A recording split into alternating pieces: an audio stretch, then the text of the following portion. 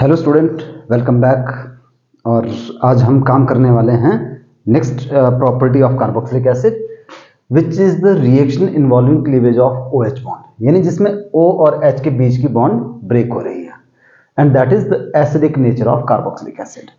तो carboxylic acid जो है वो ऑर्गेनिक कंपाउंड में जितने भी हमारे पास कंपाउंड्स है उसमें कार्बोक्सिलिक एसिड सबसे ज़्यादा एसिडिक होते हैं। तो अगर हम देखें कुछ रिएक्शन है जो कि जस्टिफाई कर रहे हैं acidic nature of carboxylic acid, तो उसमें सबसे पहला है हमारे पास एंड रिएक्शनल मेटल्स। हमारे को पता है कि जो भी एसिड होते हैं जब उसमें एक्टिव मेटल डाली जाती है, जैसे एल्कली मेटल हो गया या जिंक हो गया, तो वो क्या करते हैं, दे रिलीज हाइड्रोजन गैस। तो carboxylic acid on reaction with sodium they form salt and release H2 gas. Similarly with zinc acetate, यहाँ सोडियम एसिटेट और हाइड्रोजन गैस रिलीज हो रही है, तो इससे कंफर्म हो गया कि they are acidic. Further they react with weak bases like sodium bicarbonate and sodium carbonate. तो सोडियम बाइकार्बोनेट के साथ भी वो सॉल्ट बना रहे हैं और कार्बन डाइऑक्साइड रिलीज कर रहे हैं। At the same time sodium carbonate के साथ भी सेम ही रिएक्शन हो रहा है। नाउ अगला है जी रिएक्शन विद एल्कलीज। जो कार्बोक्सिलिक एसिड्स है वो NaOH के साथ रिएक्ट करने पर सॉल्ट बनाते हैं, एसिड और बेस मिलकर सॉल्ट प्लस वाटर बनाते हैं। सिमिलरली अमोनियम हाइड्रोक्साइड के साथ भी वो अमोनियम एसिटेट और वाटर बनाते हैं। तो ये तीन जो हमने यहाँ पे ऊपर तीन टाइप के जो रिएक्शन लिखे हैं, इनसे एक बात क्लियर होगी कि जितने भी कार्बोक्सिलिक एसिड्स है they are acidic. Now how to express the acidic nature of carboxylic acid. So in fact जो कार्बोक्सिलिक एसिड है जब वो वाटर के साथ रिएक्ट करते हैं they form carboxylate ion and hydronium ion. और अगर हम इक्विलिब्रियम कांस्टेंट यानी डिसोसिएशन कांस्टेंट इसका देखें तो हमारे पास RCO नेगेटिव और H3O पॉजिटिव और इस तरह से आ गया। हमारे को एक बात पता है कि जो सॉल्वेंट होता है ये H2O ये एक्सेस में है, और जो चीज एक्सेस में होती है उसकी कंसेंट्रेशन कांस्टेंट होती है।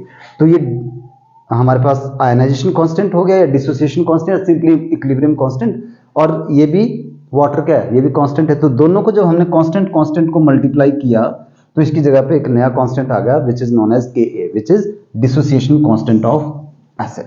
एंड ऑल्सो एक चीज और होती है सिंप्लीफाइड फॉर्म में, that is pKa। pKa is the negative log of Ka। तो ये इक्विलिब्रियम वाले टॉपिक के अंदर आता है हमारे पास सारा। तो कुल मिलाकर बात ये हुई कि जो एसिडिक स्ट्रेंथ है that is directly proportional to Ka and inversely proportional to pKa।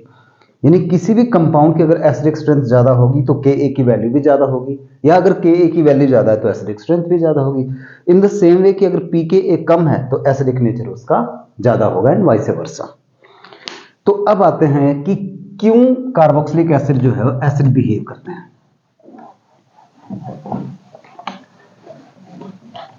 So explanation इसकी कि why carboxylic acid behave as acid, और इस पॉइंट को क्लियर अगर हमने कर लिया तो आगे हमारे को बहुत सारे टॉपिक मतलब बहुत सारा जो है वो क्वेश्चन को करने में मदद मिलेगी। तो हमारा टॉपिक है कि explanation, that is why carboxylic acid are acidic. So due to polar nature of OH bond, polar nature of OH bond, जो O और H के बीच की बॉन्ड है हमारे को पता है वो कैसी होती है, पोलर होती है।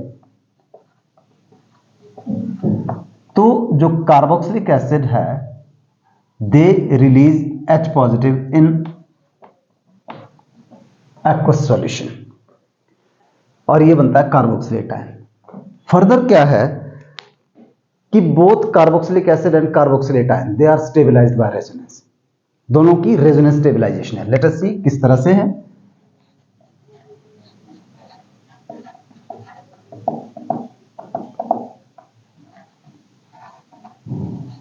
So this is carboxylic acid,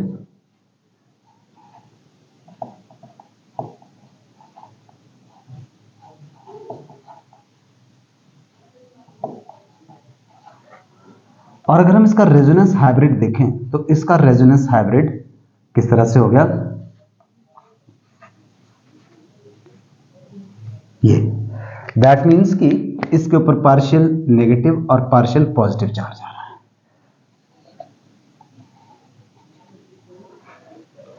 plus H2O, क्योंकि एक्वस मीडियम में ही हम बात कर रहे हैं।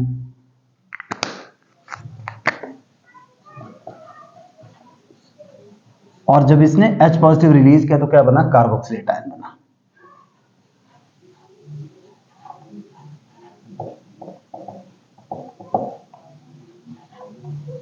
So carboxylate ion is also stabilized by resonance.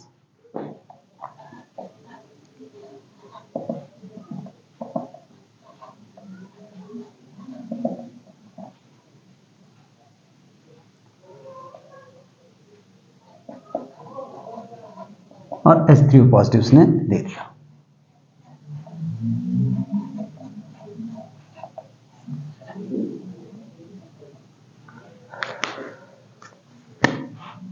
तो पहले हमने ये बना लेते हैं, फिर इस पॉइंट को डिस्कस करते हैं। तो हमने क्या लिखा या क्या बोला कि देखिए, due to polar nature of OH bond carboxylic acid can give H positive ion in aqueous solution, so they are acidic. Further both carboxylic acid and carboxylate ions are stabilized by resonance, दोनों में resonance stabilization है, but resonance stabilization is more in carboxylate ion. Why? Because there is no charge separation, no charge separation, while in carboxylic acid there is a charge separation। तो जो हमने GOC में पढ़ा हुआ है रेजोनेंस की theory, कि वो स्ट्रक्चर ज्यादा कंट्रीब्यूट करता है रेजोनेंस की तरफ जिसमें चार्ज सेपरेशन ना हो, या कह लो कि वो स्ट्रक्चर ज्यादा स्टेबल है। So we can say that due to resonance carboxylate ion are more stable as compare to carboxylic acid. So less stable carboxylic acid changes into more stable carboxylate ion by releasing H positive, and that is why carboxylic acids are fairly acidic compound. ठीक है, फिर से बात अगर conclude करें, अगर आपने notes बनाने हो तो क्या होगा कि अगर क्वेश्चन आता है कि why carboxylic acids are acidic in nature, so हम लिखेंगे कि due to polar nature of OH bond carboxylic acid can release H positive ion in aqueous solution. Further both carboxylic acids and carboxylate ions are stabilized by resonance, but resonance stabilization is more in carboxylate ion as they do not involve charge separation. Thus less stable carboxylic acid changes into more stable carboxylate ion by releasing H positive, hence carboxylic acids are fairly acidic। तो ये आप as it is लिख लीजिएगा। Now जो इसको बोलते हैं conjugate base, तो अगर कोई इफेक्ट इसको स्टेबलाइज कर पाएगा तो एसिडिक स्ट्रेंथ बढ़ा देगा, और अगर इसको डिस्टेबलाइज करेगा तो एसिडिक स्ट्रेंथ कम हो जाएगी। तो this is acid, this is conjugate base. अगर कॉन्जुगेट बेस स्टेबल हो गया तो एसिडिक कैरेक्टर बढ़ जाएगी। सो लेट अस सी सम डिफरेंट केसेस। तो सबसे पहला हम कर रहे हैं एसिडिक स्ट्रेंथ ऑफ, तो पहला ले लेते हैं हम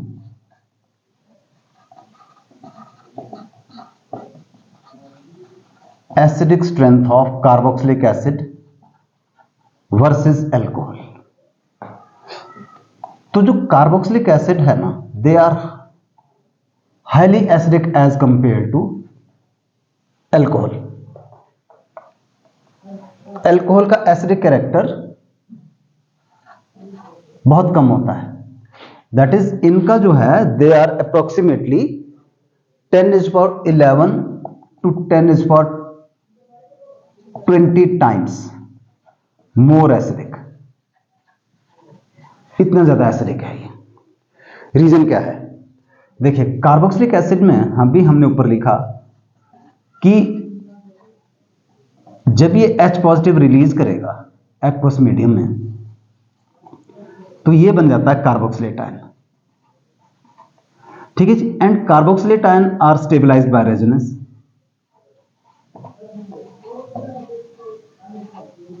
So due to resonance stabilization of carboxylate ion, it can easily release H positive या कह लो H3O positive. On the other hand, जो अल्कोहल है ना, तो इसमें पहले रेजोनेंस स्टेबलाइजेशन है, हमने बोला कि इसमें भी रेजोनेंस स्टेबलाइजेशन है और इसमें भी रेजोनेंस स्टेबलाइजेशन है, और जो कार्बोक्सिलेट आयन है it is more stable by resonance. On the other hand, in alcohol, neither alcohol nor alkoxide ion are stabilized by resonance। तो नो रेजोनेंस स्टेबलाइजेशन मैंने लिख दिया यहां पे। तो that is why it is very much less acidic as compare to alcohol. Now second है जी, acidic strength अगर हम करें of phenol versus carboxylic acid. तो एनसीईआरटी में क्वेश्चन भी दिया हुआ है हमारे पास। अगर आप लास्ट क्वेश्चन देखें एक्सरसाइज का, तो पहले मैं क्वेश्चन पे आता हूं, फिर हम बात करते हैं। तो क्वेश्चन है जी 12.20 इस टॉपिक के ऊपर। क्वेश्चन क्या है कि although phenoxide ion has more number of resonating structure than carboxylate ion, still carboxylic acid is stronger acid than phenol. तो दैट मीन्स कि जो कार्बोक्सिलिक एसिड है it is more acidic than phenol. ऐसा क्यों है जबकि रेजोनेंस स्टेबलाइजेशन दोनों में है? तो हम अगर देखें, so this is the resonance stabilization of carboxylate ion. इसको मैं दोबारा नहीं बनाऊंगा। तो आप यहां पे देखिएगा कि जो कार्बोक्सिलेट आयन है उनकी रेजोनेंस स्टेबलाइजेशन होगी और उनका रेजोनेंस हाइब्रिड ऐसे हो गए। Now on the other hand अगर हम फिनोल में देखें तो फिनोल में रेजोनेटिंग स्ट्रक्चर तो ज्यादा बन रहे हैं। हमने पहले भी फिनोल वाले टॉपिक में किया है ये।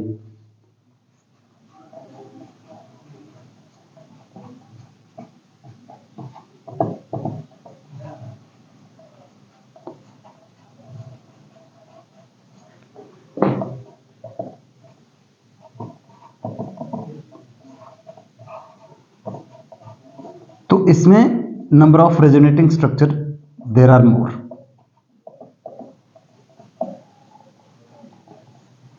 और अगर हम इसका रेजोनेंस हाइब्रिड देखें तो क्या हुआ हमारे पास, इस तरह से हुआ। तो रेजोनेंस हाइब्रिड यहां पे क्या हो गया कि जो नेगेटिव चार्ज है किस किस के पास है, यहां पे तो दोनों सेम के पास है, सेम ऑक्सीजन, दोनों इलेक्ट्रोनेगेटिव एटम है। जबकि यहां पे नेगेटिव चार्ज जो है एक तो ऑक्सीजन के पास आ रहा है, दूसरा कार्बन, बेंजीन रिंग मतलब कार्बन एटम के पास आ रहा है। तो दोनों की इलेक्ट्रोनेगेटिविटी अलग है, साइज अलग है। तो दैट मीन्स कि जो फिनॉक्साइड आयन है ना, that will contribute less toward resonance stabilization. मतलब रेजोनेटिंग पॉइंट ऑफ व्यू से phenoxide ion is less stable as compare to carboxylate ion. और मैं हमेशा एक एग्जांपल भी देता हूं कि जैसे अगर हमारे पास टू व्हीलर है और दोनों जो टायर है वो सेम साइज के हैं तो वो गाड़ी ज्यादा स्मूथली चलेगी। पर अगर हमारे पास दो अलग अलग टायर है टू व्हीलर में, एक टायर कार का है एक टायर टू व्हीलर का ही है, तो वो क्या हो जाएगा, वो अनस्टेबल होगा। तो सेम कॉन्सेप्ट आप यहां पे अप्लाई कर सकते हो कि यहां पे जो नेगेटिव चार्ज है कार्बन के और ऑक्सीजन के ऊपर है, उसकी वजह से जो फिनॉक्साइड आयन है, ये this is our phenoxide ion, तो इट इज लेस स्टेबल, जबकि जो कार्बोक्सिलेट आयन है it is more stable because negative charge is present on two similar electronegative oxygen atom. That is why although there are more number of resonating structure in phenol, still it is less acidic as compared to carboxylate ion. I hope carboxylic acid, तो आपको ये topic clear हो गया होगा। अगला करते हैं जी, effect of substituents on. Next point है जी हमारे पास इफेक्ट ऑफ सब्स्टिट्यूएंट ऑन। ये थर्ड पॉइंट ले रहे हैं हम इसमें। पहला था comparison of acidic nature of phenol and carboxylic acid, alcohol and carboxylic acid, and second है फिनोल और कार्बोक्सिलिक एसिड। थर्ड पॉइंट है effect of substituents on acidic strength of carboxylic acid. Effect of substituent on acidic strength of carboxylic acid. Now, number A, electron donating group. तो जो electron donating group होते हैं हमारे पास, जैसे methyl हो गया या इथाइल हो गया, जो भी अल्काइल ग्रुप होते हैं, decreases acidic strength. They decreases acidic strength of carboxylic acid. Reason क्या है? देखिए, सबसे पहले जो ये इलेक्ट्रॉन डोनेटिंग ग्रुप लगा होगा वो दो काम करते हैं। First, they make OH bond less polar, क्योंकि इसका नेचर है इलेक्ट्रॉन डोनेट करना, तो OH बॉन्ड क्या होगी? लेस पोलर होगी। फर्दर, जो इलेक्ट्रॉन डोनेटिंग ग्रुप है वो क्या करते हैं? दे डीस्टेबलाइज कार्बोक्सिलेट आयन। जब उसने H दे दिया तो उसके बाद वो क्या कर रहे हैं? They R D stabilising carboxylate ion, क्योंकि इसका तो नेचर क्या है? इलेक्ट्रॉन डोनेट करना ही नेचर है। तो पहली बात, H का निकलना मुश्किल कर दिया। दूसरी बात कि जो ये कार्बोक्सिलेट आयन बना उसको भी डिस्टेबलाइज कर दिया। इस वजह से इलेक्ट्रॉन डोनेटिंग ग्रुप जो है वो they decreases acidic strength. For example, अगर हम देखें formic acid and this is acetic acid, तो फॉर्मिक एसिड में कोई ना इलेक्ट्रॉन डोनेटिंग ग्रुप है ना कोई इलेक्ट्रॉन विड्रॉइंग ग्रुप है। तो अगर हम इसकी pKa वैल्यू देखें, इट इज 3.75। वैल्यू याद नहीं रखनी है, just to make the point. 3.75 है। और अगर जो एसिटिक एसिड है इसकी pKa वैल्यू है 4.76। रीजन क्या है? जो एसिटिक एसिड है उसके अंदर ये लगा हुआ यहां पे, उसने क्या कर दिया कि जो OH की बॉन्ड थी उसको जो है वो उसकी पोलैरिटी कम कर दी। तो पहला पॉइंट क्या हुआ कि H का निकलना हो गया यहां से मुश्किल। और जब H निकल गया तो उसके बाद इसने और क्या कर दिया? उसको कर दिया डीस्टेबलाइज, जो कि हमारे पास एसीटेट आयन बना।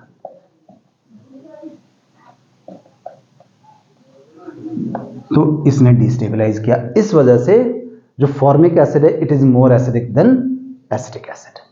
Further, more is number of electron donating group, lesser will be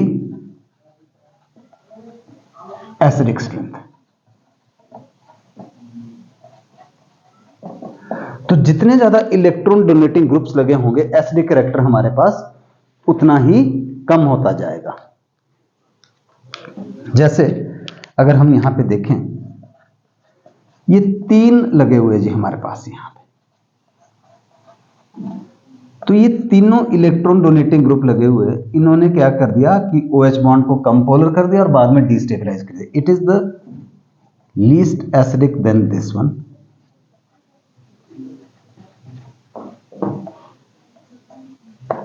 और CH3 CH2 COH। तो इस तरह से हमारे पास जो एसिडिक कैरेक्टर जो है that will depend on more is the number of electron donating groups, laser will be acidic strength. ये हमने दिखा दी यहां पे इस तरह से।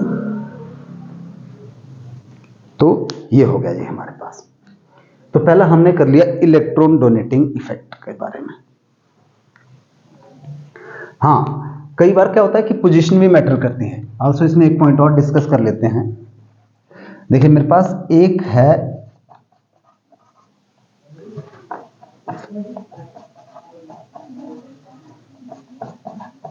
ये वाला,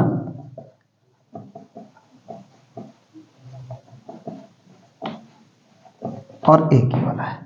तो यहां पे जो है वो COOH ग्रुप जो है अल्फा पोजीशन पे लगा हुआ है एंड यहां पे वो बीटा पोजीशन पे लगा। तो जितने ज्यादा वो दूर लगे होते हैं ना ग्रुप, उनका इफेक्ट उतना ही कम होता है। दैट मीन्स कि ये वाला जो है लेस एसिडिक होगा and this is more acidic, less acidic and this is more acidic, क्योंकि यहां पे जो ये ग्रुप लगे हुए हैं ये बीटा पोजीशन पे लगा हुआ है और यहां पे ये नजदीक लगा हुआ है अल्फा पोजीशन पे। तो पोजीशन भी मैटर करती है कि कहां पे लगा हुआ है। तो फर्स्ट हो गया जी इलेक्ट्रॉन डोनेटिंग ग्रुप्स।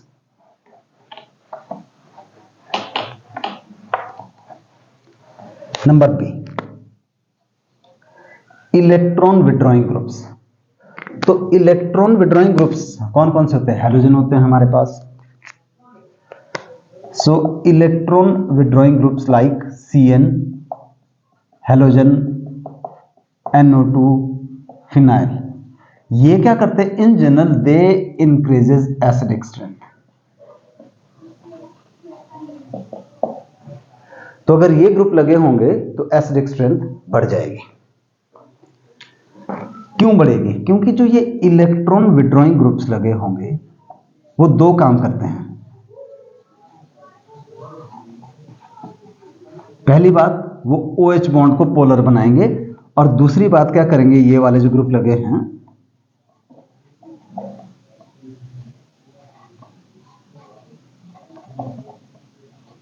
वो कार्बोक्सिलेट आयन को स्टेबलाइज करेंगे।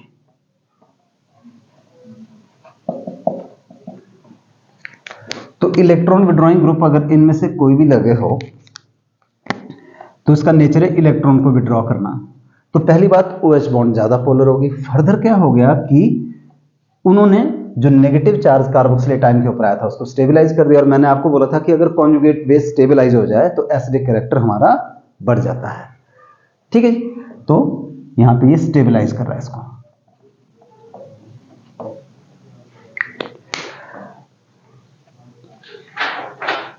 नाउ जो इसमें हमारे पास स्ट्रेंथ ऑफ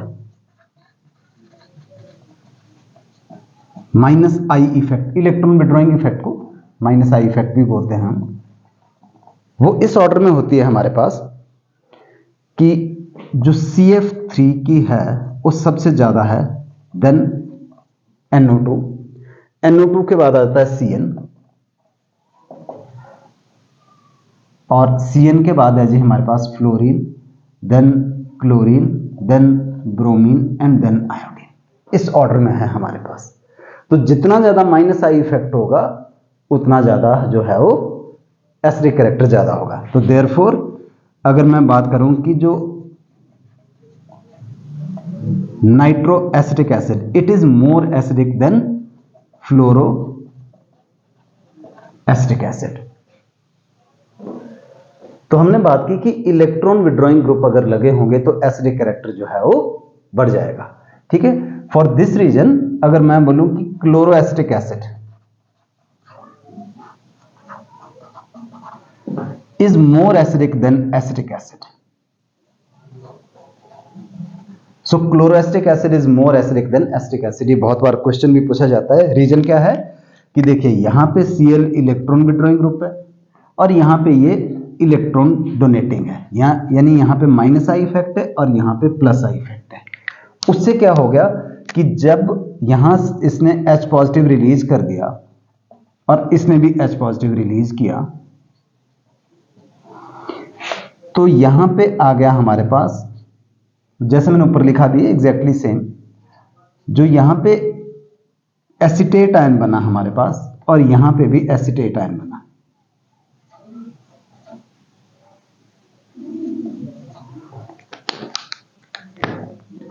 तो इसका तो नेचर है इलेक्ट्रॉन विड्रॉ करना, इसका नेचर इलेक्ट्रॉन डोनेट करना, तो वो क्या करेगा, डीस्टेबलाइज कर रहा है। यहां पे डीस्टेबलाइजिंग इफेक्ट हो रहा है और यहां पे क्या हो रहा है, स्टेबलाइजिंग। तो इस वजह से क्लोरोएस्टिक एसिड जो है वो इसकी एसिडिक स्ट्रेंथ ज्यादा हो जाएगी देन एसिटिक एसिड। इसकी 2.87 है pKa वैल्यू और इसकी तो मैंने ऊपर थोड़ी देर पहले लिखी थी 4.76 है। तो एक Cl आने से जो है हमारे पास क्या हो जाएगा, एसिडिक कैरेक्टर जो है वो इंक्रीज हो जाएगा। फर्दर इलेक्ट्रॉन डोनेटिंग ग्रुप में ही हम बात करने वाले हैं कि जो माइनस आई इफेक्ट हो किस चीज के ऊपर डिपेंड करता है। तो इलेक्ट्रॉन डोनेटिंग इफेक्ट या minus I effect depend, number 1, इसका सब पार्ट कर लेते हैं आगे, electron negativity of electron withdrawing group. तो as electron negativity of electron withdrawing group increases, acidic strength increase हो जाएगी। क्यों हो जाएगी acidic strength increase? Because they will stabilize carboxylate ion. For this reason हमारे पास देखिए जो फ्लोरोएसिटिक एसिड है it is more acidic than chloroacetic acid, then bromoacetic acid and then iodoacetic acid. तो electronegativity of electron withdrawing group भी matter करती है then acetic acid, अगर हम इसको कंपेयर करें। तो as electronegativity increases, acidic strength will increase. Further, number of electron withdrawing group. As number of electron withdrawing group increases, acidic strength increases. तो acidic strength उतनी ही ज्यादा होगी जितने इलेक्ट्रॉन विड्रॉइंग ग्रुप जो है वो बढ़ेंगे। फॉर एग्जांपल, जो ट्राइक्लोरोएसिटिक एसिड है हमारा, it is more acidic than dichloroacetic acid.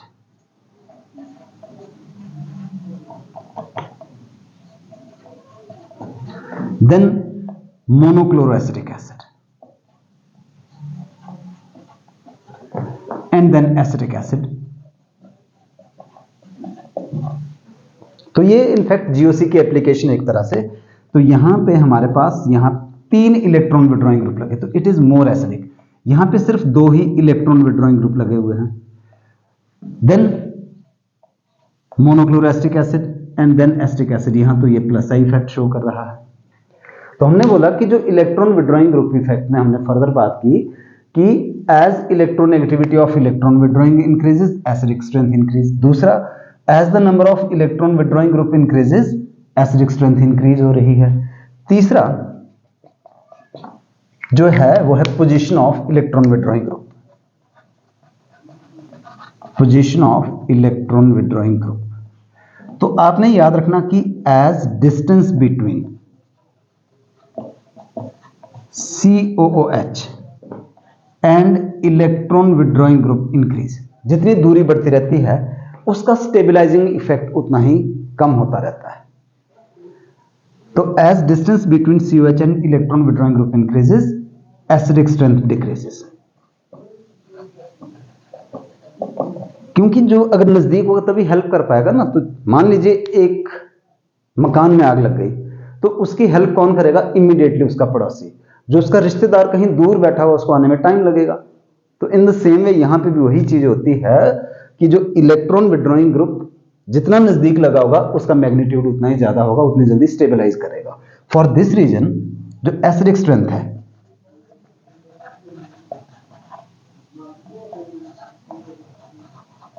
This is alpha chlorobutyric acid, it is more than beta chloro butyric acid, than gamma chloro butyric acid.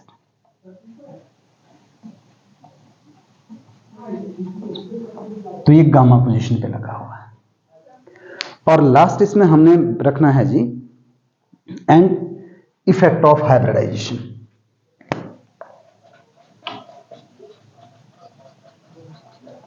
Effect of hybridization. हमारे को एक बात पता है कि as percent of S increases, electronegativity of carbon increase हो जाती है। तो जितनी ज्यादा इलेक्ट्रोनेगेटिविटी होगी, एसिडिक स्ट्रेंथ उतनी ही ज्यादा होगी। तो इसका मतलब ये हुआ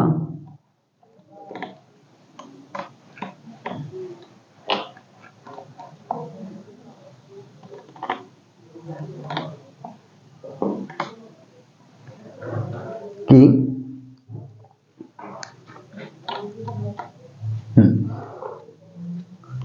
तो देयरफॉर जो sp हाइब्रिडाइज कार्बन होगा उसकी इलेक्ट्रोनेगेटिविटी ज्यादा होती है देन sp2 देन sp3। तो एसिडिक स्ट्रेंथ भी अकॉर्डिंगली ही होगी। जैसे हम बात करें यहां पे CH triple bond C, COOH, COOH,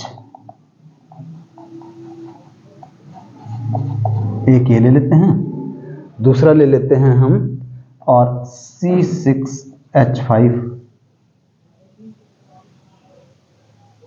COOH, then CH2 CH COOH and last है जी CH3 COOH। तो एसिडिक स्ट्रेंथ इस ऑर्डर में होगी हमारी। रीजन क्या है यहां पे, इस कार्बन की हाइब्रिडाइजेशन क्या है, sp। sp का मतलब 50% s कैरेक्टर, जितना ज्यादा s कैरेक्टर उतना ही ज्यादा उसका जो है वो इलेक्ट्रॉन विड्रॉइंग होगा। यहां पे इसकी sp2 होगी, यहां पे बेंजीन वाला जो कार्बन होता है बेंजीन में sp2 होती है, देन यहां पे भी sp2 है और यहां पे sp3 है। तो इस वजह से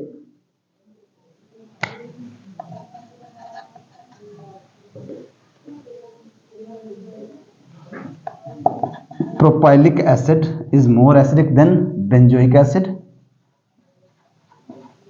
then acrylic acid, and then last है acetic acid.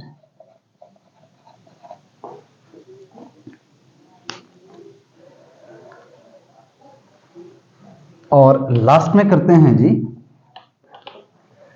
Acidic strength of aromatic acid.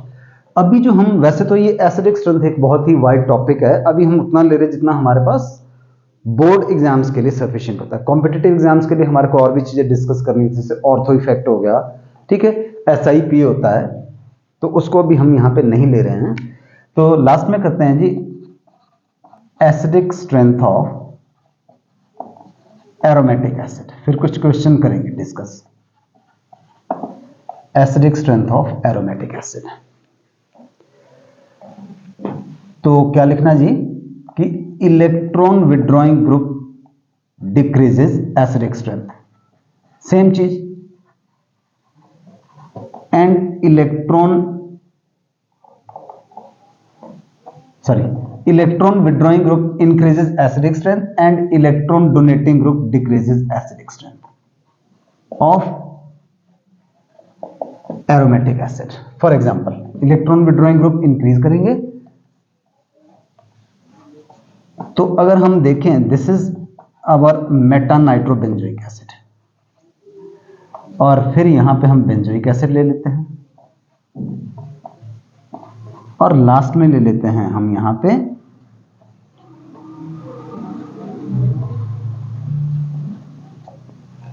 पैराटोलिक acid. तो इसकी जो है हमारे पास 4.38 है पीके वैल्यू, और जो बेंजोइक मेटा नाइट्रोबेंजोइक एसिड की 3.41 है, और जो बेंजोइक एसिड है इटसेल्फ उसकी 4.19 है। तो क्या हुआ कि एसिडिक स्ट्रेंथ इस ऑर्डर में आ गई हमारी। रीजन क्या है, यहां पे इसका नेचर क्या है, इलेक्ट्रॉन विड्रॉइंग ग्रुप लगा हुआ है, और जो CH3 है वो क्या है, इलेक्ट्रॉन डोनेटिंग ग्रुप। तो इलेक्ट्रॉन डोनेटिंग ग्रुप लग गए होने से एसिडिक स्ट्रेंथ हो जाती है कम।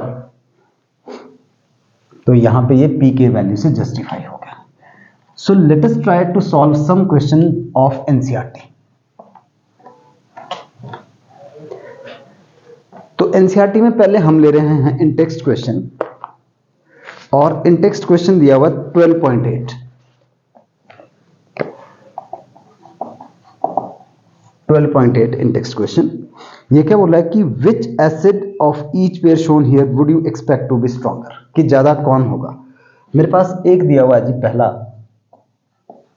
CH3 COOH and CH2F COH, इन दोनों में से ज्यादा एसिडिक कौन है। तो जाहिर सी बात है फ्लोरोएस्टिक एसिड ज्यादा होगा। रीजन क्या है, अभी अभी हम डिस्कस कर चुके हैं कि यहां पे इसका प्लस आई इफेक्ट है वो डिस्टेबलाइज करेगा, और यहां पे इसका माइनस आई इफेक्ट है, यहां पे प्लस आई इफेक्ट और यहां पे माइनस आई इफेक्ट है, तो स्टेबलाइजिंग इफेक्ट हो गया। सेकेंड पार्ट दिया हुआ है CH2FCO2H एंड CH2ClCO2H, ये दिया हुआ है। इन दोनों में से बोलते एसिडिक कैरेक्टर ज्यादा किसका होगा, सेकंड पार्ट है इसका, तो this is more acidic. Reason क्या है, कि जो इलेक्ट्रोनेगेटिविटी है किसकी, फ्लोरीन की ज्यादा है देन क्लोरीन। दोनों ही माइनस आई इफेक्ट शो करे, पर यहाँ पे कौन सा पॉइंट होगा, इलेक्ट्रोनेगेटिविटी वाला होगा। देन थर्ड पार्ट आ रहा है इसका जी। थर्ड पार्ट है हमारे पास CH2F, ऐसा लिख दिया मैंने खोल के इसको, CH2COOH, एंड देन दूसरा जो है CH3CHF CH2COOH। तो अगर मेरे को बोला जाए कि इनमें से ज्यादा कौन है, तो देखिए ये पोजीशन होगी अल्फा, ये बीटा और ये गामा, ये अल्फा बीटा और गामा। तो क्या बताया था अभी, क्या डिस्कस किया था हमने कि जितना नजदीक इलेक्ट्रॉन विड्रॉइंग ग्रुप लगा होगा उसका माइनस आई इफेक्ट उतना ही पावरफुल होगा, मतलब उतना ही जल्दी वो स्टेबलाइज कर पाएगा कार्बोक्सिलिक आयन को। तो बीटा वाला ज्यादा होगा एज कंपेयर टू गामा, क्योंकि यहां पे ये दूर लगा हुआ है, वही पड़ोसी वाली बात होगी, और रिश्तेदार जो दूर बैठा हुआ है। देन फोर्थ पार्ट में हमारे पास लिखा हुआ है ट्राइफ्लोरो, सॉरी ये लिखा हुआ है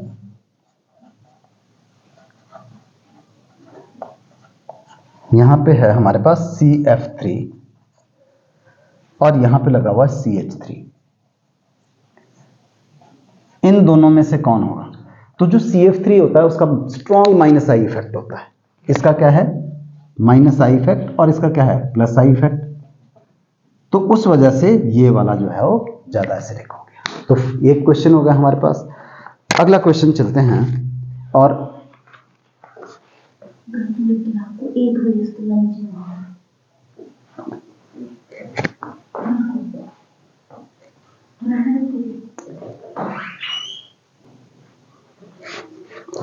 एंड दैट इज एक्सरसाइज का क्वेश्चन है 12.12। इसका करना है हमने सेकंड पार्ट क्या बोल रहा है कि arrange the following compound in increasing order of their acidic strength.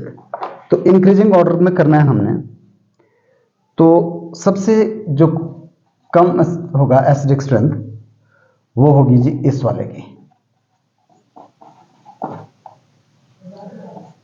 Increasing order, क्योंकि यहां पे दो जो है हमारे पास प्लस आई इफेक्ट लगे हुए हैं।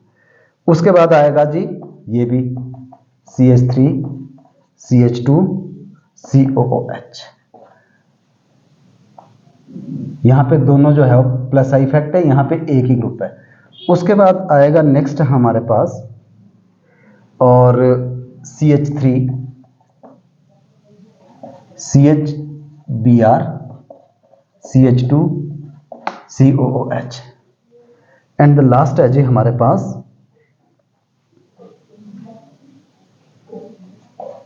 CH3 CH2 CHBr COOH।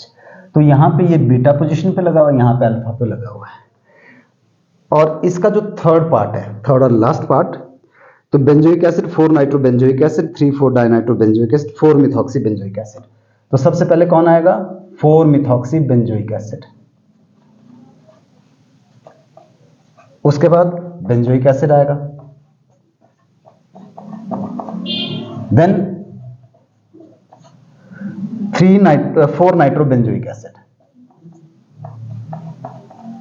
और लास्ट में आएगा 3 4 dinitro benzoic acid, 3 4 dinitro benzoic acid.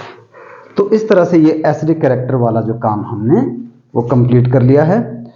तो आज की क्लास हम यहीं पे समाप्त करते हैं, और नेक्स्ट क्लास जो है वो हम कल करेंगे आगे काम।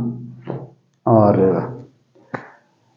अब एक ही टॉपिक रह गया इसमें हमारे पास, और वो है एसिडिक नेचर, और फिर कुछ test to distinguish and some कुछ बच गया हमारे पास, कुछ प्रॉब्लम डिस्कस करेंगे। So see you in next class, thank you.